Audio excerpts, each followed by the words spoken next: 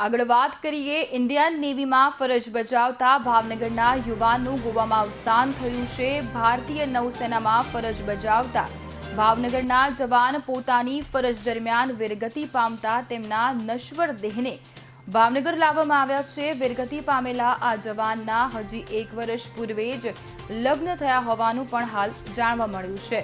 તેઓ સ્વિમાંગની તાલીમ દરમિયાન અકસ્માત થતા વીરગતિ પામ્યા હોવાનું જાણવા મળ્યું છે।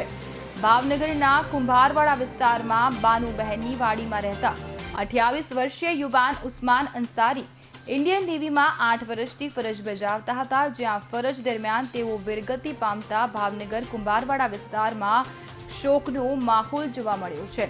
ઉસ્માનભાઈ અંસારીના નશ્વર દેહને મોડી રાત્રે અમદાવાદ હવાઈ માર્ગે લાવવામાં આવ્યા હતા અને ત્યારબાદ તેઓના પાર્થિવ દેહને રોડ માર્ગે ભાવનગરના કુંભારવાડા ખાતે લાવવામાં આવ્યા હતા, જ્યાં સવારે ગાર્ડ ઓફ ઓનર સાથે નદી કબ્રસ્તાન ખાતે તેમની દફનવિધિ કરવામાં આવી હતી।